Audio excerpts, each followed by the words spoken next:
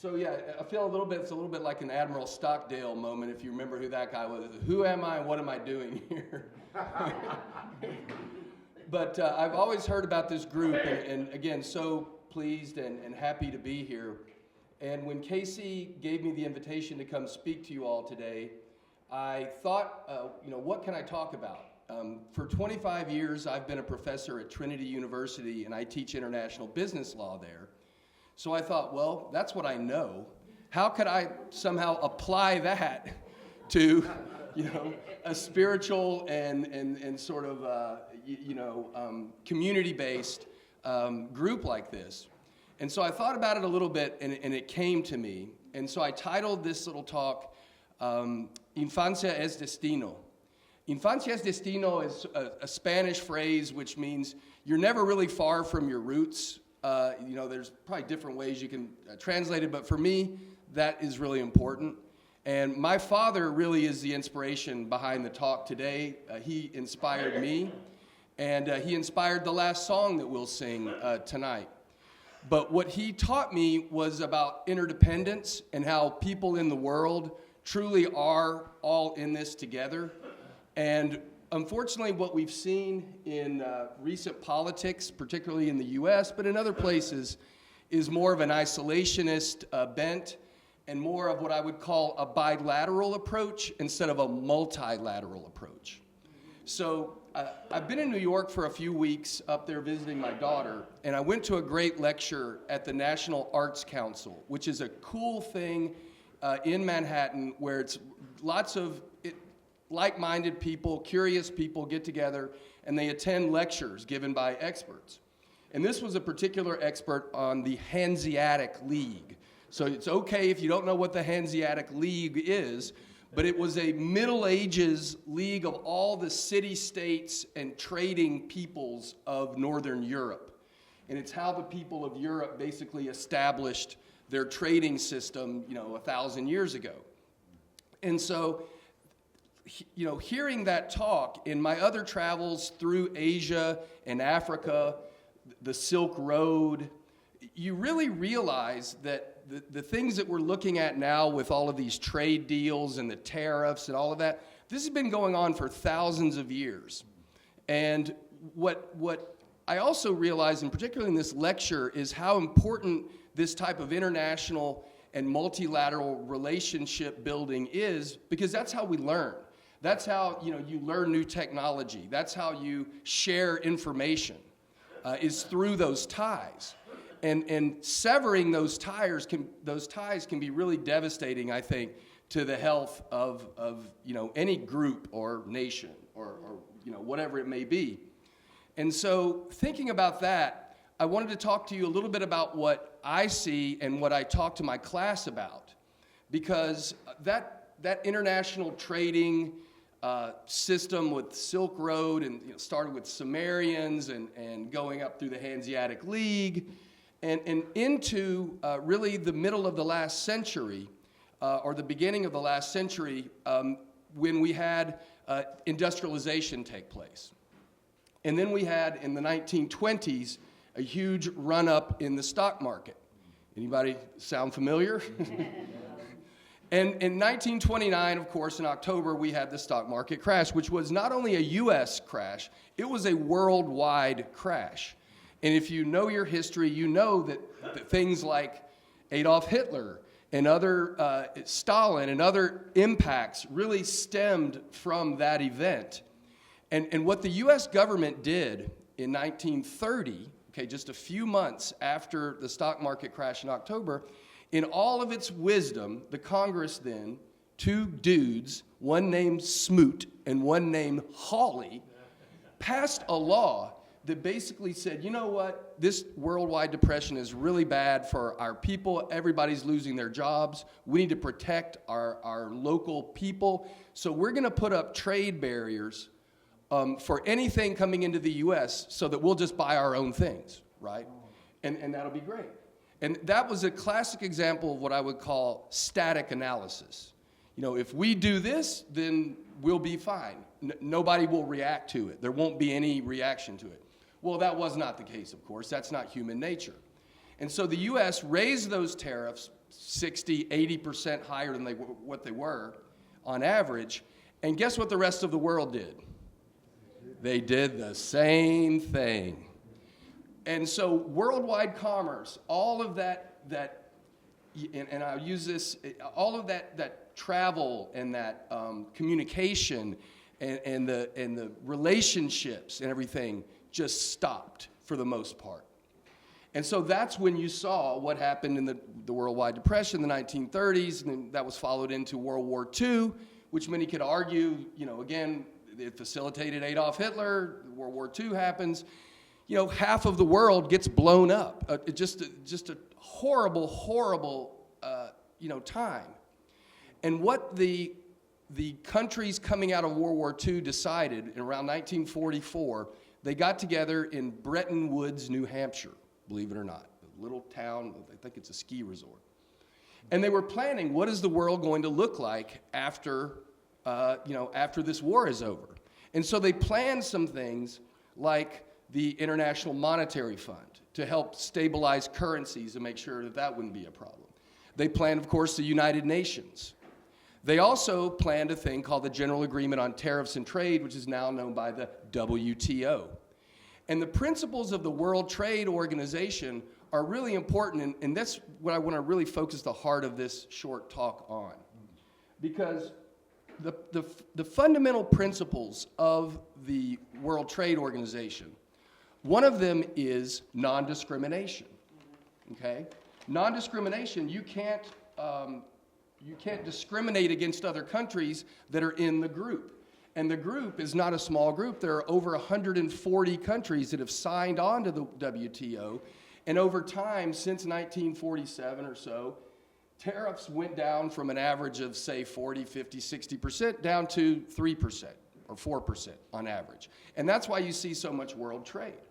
And it's a multilateral approach. It's everybody agreeing on that, everybody agreeing that they're not going to discriminate, and everyone agreeing that they will treat people from other countries that are in the WTO at least as well as they treat their own people, which is a form of non-discrimination. And that's called national treatment. That's what I'll treat nationals from other countries like I treat my own. And so in Scripture, that really reminded me of Matthew chapter 22, verse 39, thou shalt love thy neighbor as thyself. That it's just, you have to treat your neighboring country just as well as you treat your own self, because you can't discriminate. Another fundamental principle of the WTO and the multilateral system that the United States led and created and wrote the rules for 80 years ago is what's called MFN. You may have heard this called Most Favored Nation, MFN. And that is, you have to give, you can't, it's another form of discrimination. You have to give everybody the same treatment that you give everybody else. You can't favor one country or another. Everybody is the same, or in Latin it would be in pari passu. Everybody is equal in a sense. And for the scripture there, it reminded me of Luke chapter 6, verse 31, do unto others as you would have others do unto you. These are really simple, but this is the international trade version. And those biblical principles are sewn into the principles and the hardcore rules of the WTO. Well, the WTO is struggling right now because its largest member, the United States, and its most influential member, has chosen over the last few years to take a different course of action, and that multilateralism is not the best way, and that including everyone in the decision and trying to come up with a group compromise of what's best for the group is no longer the way to go about it.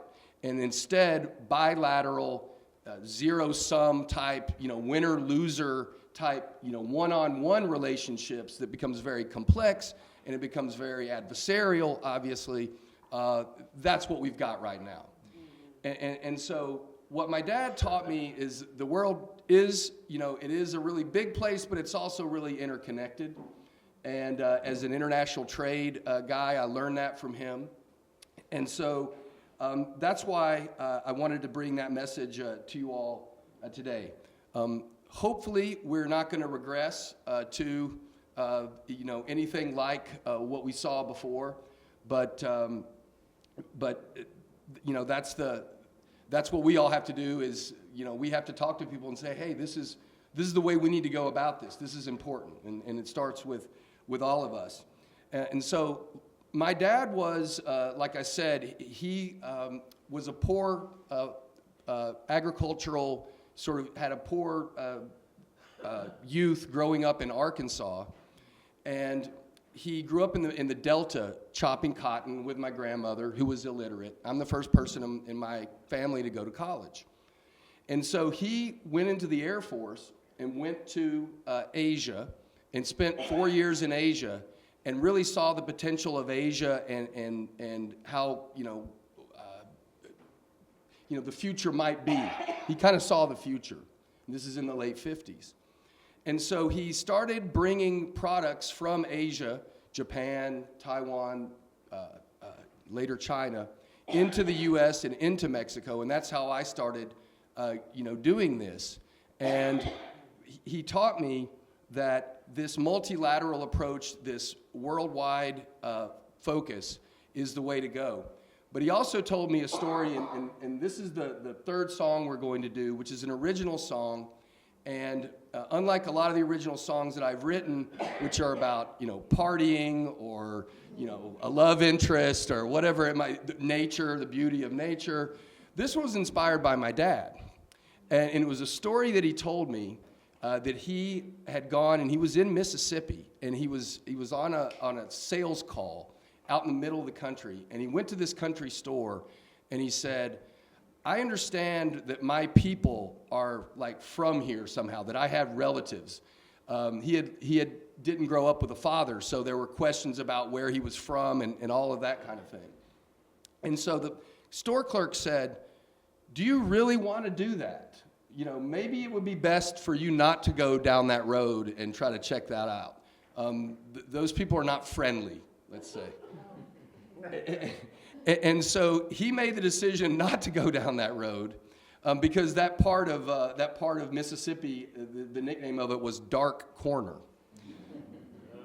And so as a cautionary tale about where we might be heading as a civilization and as a country with all of these trade policies that I was talking about, that's why I wanted to sing this song and dedicate it to him.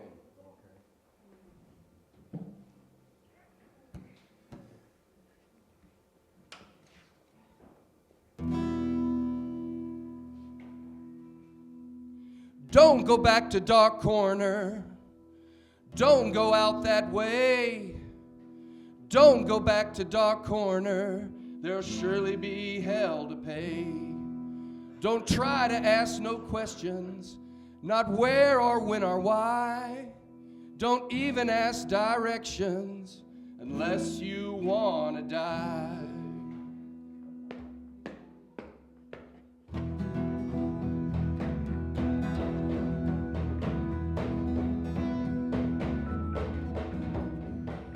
Don't go back to Dark Corner. Don't go out that way. Don't go back to Dark Corner. There'll surely be hell to pay.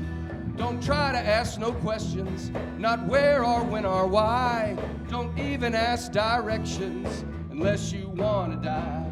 Your roots were meant to stay far underground. Your past was meant to be lost, not found. Your family tree's still growing, it may be true. But what happened there's of no concern to you. Don't go back to Dark Corner. Don't go out that way. Don't go back to Dark Corner. There'll surely be hell to pay. Don't try to ask no questions, not where or when or why. Don't even ask directions unless you want to die. Nobody knows what's at the end of that road. I can tell you, son, there ain't no pot of gold. Nothing good ever come from out of them hills. Just remember, son, curiosity kills.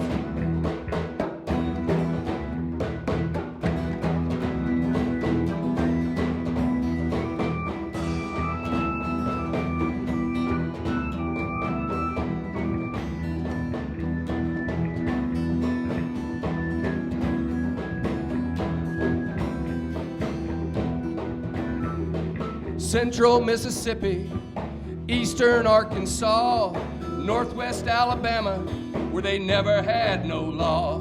From the free state of Winston to the Morgan County line, you better mind your business, 'cause they don't like your kind. Mr. Puckett told me a long time ago, keep your head way down, maintain your profile low. If you think that what you've seen just ain't enough, make a low run now before he calls your bluff.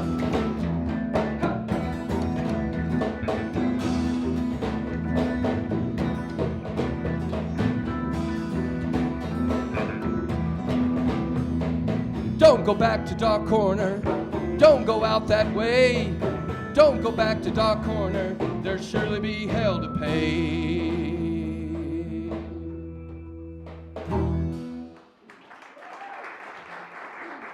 Give it up again for the band. Ray, Pat, Michael, Carl.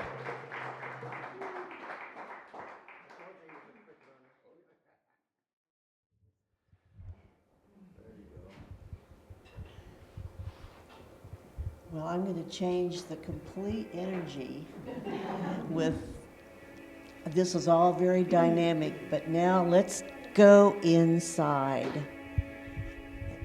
All of you know, I'm sure, that whatever you hold with feeling and intention is true. One time when I was living on a corner with a lot of busy traffic, I used to routinely put the violet flame around my house. I wanted anything that came onto my property to be transformed and transmuted. And I did that for a while, and then I kind of forgot about it.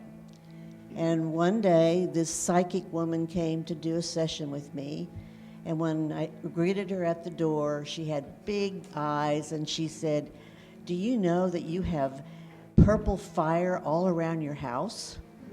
So that had been there and been maintained out of an original intention. So whatever you all do while you are in this meditation, know that it is real. It is happening.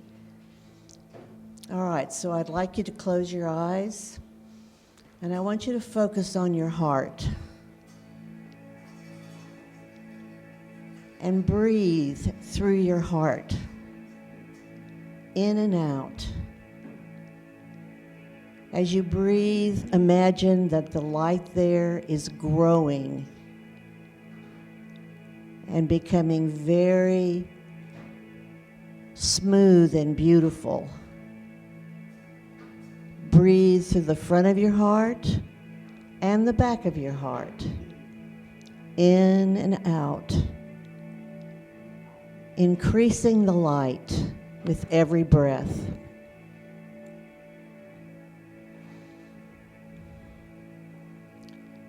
So take that energy now and send it down through your body, down through your base of your spine and through your feet, down into the Mother Earth. And while you're there, give gratitude to Mother Earth, that great magnetic force that holds our physical bodies and all creation.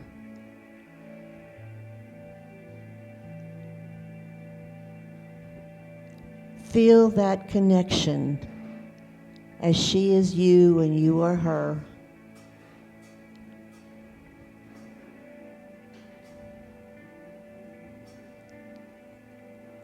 Now allow that energy from Earth to come back up through your body to your heart and swirl around you.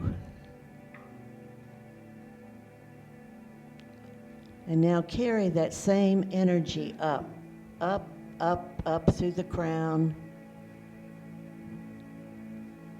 all the way up to your soul. And then beyond your soul, to the part of you that is never left home, that part of you that is the I am,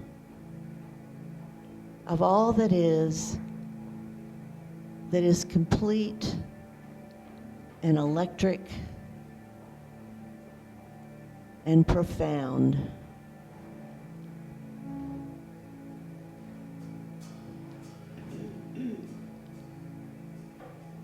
Now bring that energy back down into the form, back into your heart.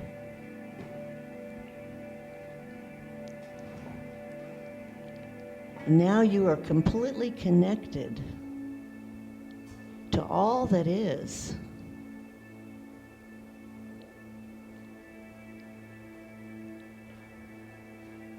So now we're going to take the energy out to our world and to our experiences.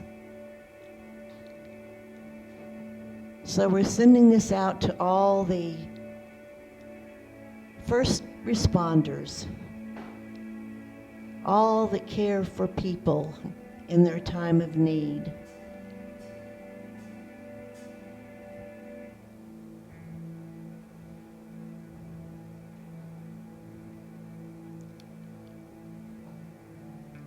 We take this energy out to the animal kingdom.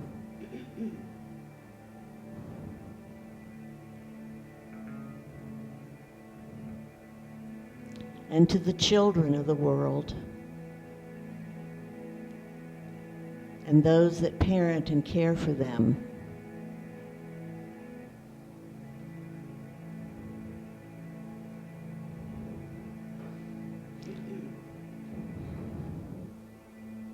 We take it to the governments and the leaders of all these countries,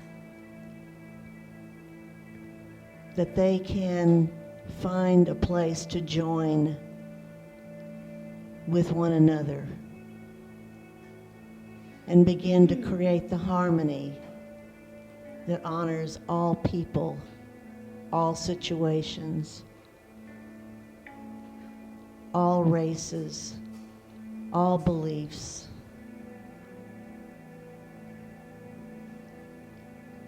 All economic statuses, all.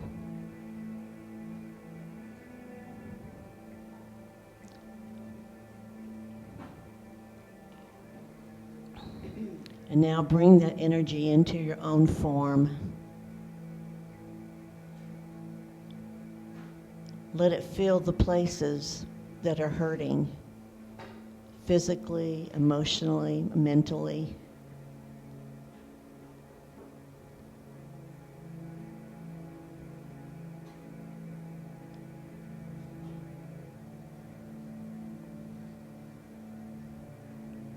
And as your heart continues to grow in light, allow that joy to fill every cell dancing in joy.